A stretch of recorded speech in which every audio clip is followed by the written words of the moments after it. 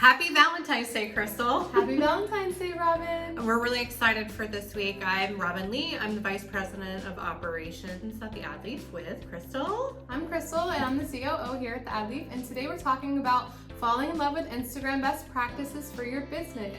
Yeah, so it's really exciting. I know TikTok is all the rage right now, but I think Instagram for businesses are just as a powerful tool as anything else. And we have some fresh ideas to make you fall in love with the platform all over again for your business and to drive leads. Yeah, absolutely. So we're going to talk about some of those today and just kind of refresh on some always good to know best practices about using Instagram. So the first one is, what does your bio look like? Bios are very important for you to put keywords, including locational qualifiers. That means we're in Melbourne, Florida. So our bio would have digital marketing agency, Melbourne, Florida. So, and then also, how often has your link in bio been updated? So on Instagram, you can't really put links as you could for other platforms. And so a lot of people funnel to their profile for that link to go to their website or for your lead magnet. Check out our podcast if you don't know what we're talking about. But how often has that been updated?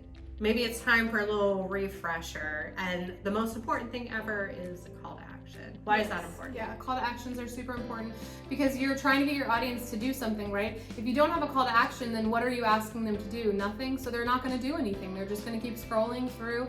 Everything on Instagram should have a call to action. Every post should have a call to action. Everything that you're doing should have a cohesive plan and strategy that all involves a call to action.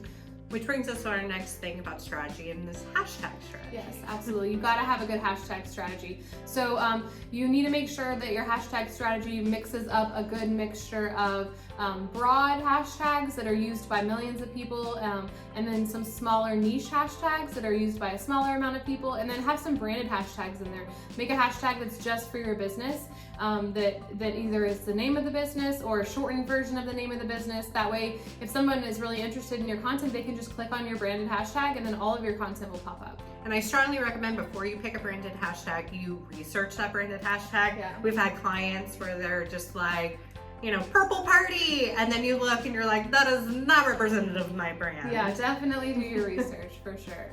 And the next tip is to make sure your feed display is aesthetically pleasing and on brand. Yeah, this is really important. So the great thing about Instagram is a very visually dynamic platform.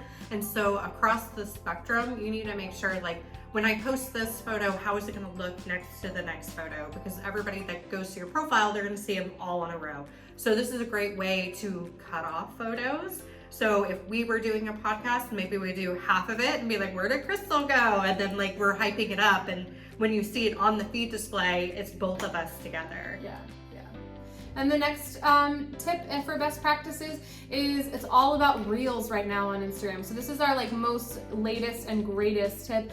Instagram is heavily favoring Reels right now. It's all about video content, and it's all about showing your face and talking to your consumers and your clients and the audience on Reels. So make content for Reels. If you're making content on TikTok already, you can totally repurpose that content. Just make sure you remove the watermark. You can use an app like SnapTik that will take the watermark off for you, so you don't have to worry about saving it separately or trying to do anything like that. And also your stories. Yeah, so it's really important to still be posting the stories. Those are still very dynamic, and cross-post those to Facebook. I know we're talking about Instagram right now, but there's a lot of engagement on Facebook through stories. So and plus you can see which one of your consumers are actually viewing those. So that way you can see, okay, well, this content is doing a lot better than this content, and then you can kind of push that together. Yeah, absolutely. And the final best practice we want to talk about is engagement. So making sure you're engaging with other content on Instagram is really key to growing your page. I really like to go in and engage with other industries, or with the same industry, but other people within that industry, and make sure that I'm providing value for them, and we have a lot of back and forth conversation, and I seem to grow a lot of followers that way, to make sure you're providing value and you're getting value in return, and it's a two-way street. And I think it's also really important to note that social media is social for a reason. So if you have somebody responding or commenting, then maybe it's not as most positive about your brand.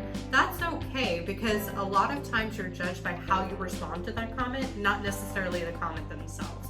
So even if I'm looking at something from an ad and I see all the comments and maybe the people are just being not helpful, but if I see the brand commenting and, you know, trying to customer solve that, or even being jokey about it and poking fun at someone, maybe not realizing what the product is for, that's more likely for me to want to buy from them, give them my information, and kind of interact more and follow that brand. Yeah, definitely having that positive interaction with them is important. So thank you guys for tuning in today for our podcast about falling in love with Instagram best practices for businesses. And we hope you have a great Valentine's Day and you tune in next Monday for our podcast. Bye. Bye.